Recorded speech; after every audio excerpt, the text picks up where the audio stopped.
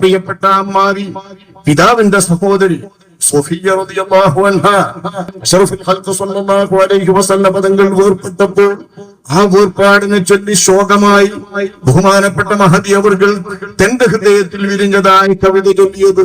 അലാ യാ റസൂലല്ലാഹി അൻത റജാഉനാ,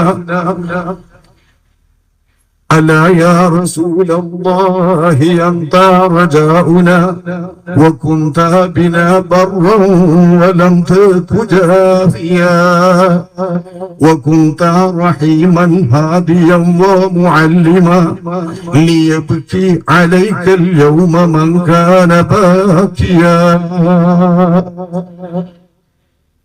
അഷ്റഫുൽ ഖൽഖ് സ്വല്ലല്ലാഹു അലൈഹി വസല്ലം തങ്ങളുടെ പിതാവിന്റെ നേരെ പെങ്ങൾ സഫിയ്യ റളിയല്ലാഹു അൻഹാ, സുബൈർ എന്നവരുടെ മാതാവ് സഫിയ്യ റളിയല്ലാഹു അൻഹാ തന്റെ പ്രിയപ്പെട്ട ആങ്ങൾ ഉഹദ് യുദ്ധത്തിൽ ഷഹീദായി കിടക്കുമ്പോൾ കാണാൻ വന്നിട്ട് അള്ളാഹുവിന്റെ റസൂല് പറഞ്ഞത്, സഫിയ്യക്ക് ഹംസയുടെ ശരീരം കാണിച്ചു കൊടുക്കരുത്, അമ്മാവിക്ക് കാണിച്ചു കൊടുക്കരുത്.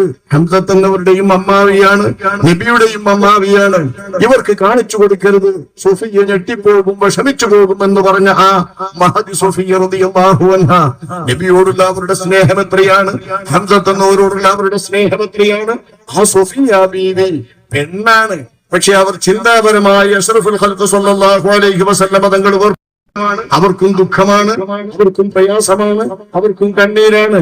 നബിയുടെ നഷ്ടം അവർ വിവരിക്കുക തന്നെയാണ്. ആരാണ് നബി എന്നാണ് അവർ വിവരിക്കുന്നത്. ഞങ്ങളുടെ ആശയം സങ്കേതവുമാണങ്ങുന്ന്, എന്ത് വിഷയത്തിന് നിങ്ങളുടെ പ്രതീക്ഷയാണങ്ങുന്ന്. ആഖിറത്തിലും അങ്ങാണ് പ്രതീക്ഷ, എവിടെയും അങ്ങാണ് പ്രതീക്ഷ. ഞങ്ങളോട് അങ്ങേയറ്റത്തെ കരുണയുള്ളവരാണ്, ദീൻ ഞങ്ങൾക്ക് പഠിപ്പിച്ചു തന്നവരാണ്, അത് നല്ല രീതിയിൽ മാത്രം കൈകാര്യം ചെയ്തു തന്നവരാണ്, ഞങ്ങളുടെ ഗുണം നോക്കി മാത്രം നൽകി തന്നവരാണ്. അങ്ങനെയുള്ള എല്ലാമായിട്ടുള്ള അങ്ങൊന്ന് വേർപ്പെട്ടപ്പോൾ, അവിടുന്ന് വേർപ്പെടുമ്പോൾ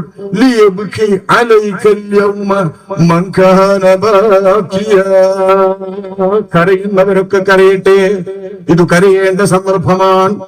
നിലവിളിക്കുന്നവർക്ക് നിലവിളിക്കാനുള്ള സന്ദർഭമാണ്, അട്ടഹസിക്കുന്നവർക്ക് അട്ടഹസിക്കാനുള്ള സന്ദർഭമാണ്, കണ്ണീരൊഴുക്കേണ്ടവർക്ക് കണ്ണീരൊഴുക്കാനുള്ള സന്ദർഭമാണ്, മനോജ്ഞത കൊണ്ട് വ്യസനിച്ചിരിക്കുന്നവർക്ക് വ്യസനിക്കാനുള്ള സന്ദർഭമാണ്. ആരെയും കുറ്റപ്പെടുത്താൻ പറ്റില്ല, ഇത് വരാനിരുന്നെങ്കിലേ അത്ഭുതമുണ്ട് എന്ന് എല്ലാ കരയുന്നവർക്കും കരയാനുള്ള സന്ദർഭം തന്നെയാണ് അവിടുത്തെ നഷ്ടം കൊണ്ടുവരുന്നത് എന്ന ആ നഷ്ടബോധവും കഥനഭാരവും വിവരിച്ചുകൊണ്ട് തന്നെ അവിടുന്ന് പറയുന്നത്.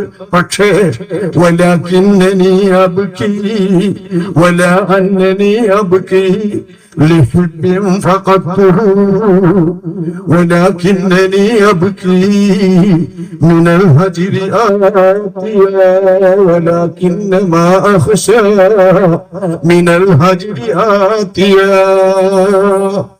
ഞാൻ കരയുന്നത് പക്ഷേ അല്ലാഹുവിന്റെ റസൂലിന്റെ വേർപാടിന്റെ പേരിലല്ല. ഇത് വിശ്വാസമുള്ള ഒരു മനുഷ്യൻ ഉറപ്പിക്കേണ്ടത് തന്നെയാണല്ലോ. ഇതാണ് നമ്മൾ സങ്കടപ്പെട്ട് കരഞ്ഞിട്ട് കാര്യം, വേർപാടിൽ നമ്മൾ എന്താണ് ദുഃഖിച്ചിട്ട് കാര്യം.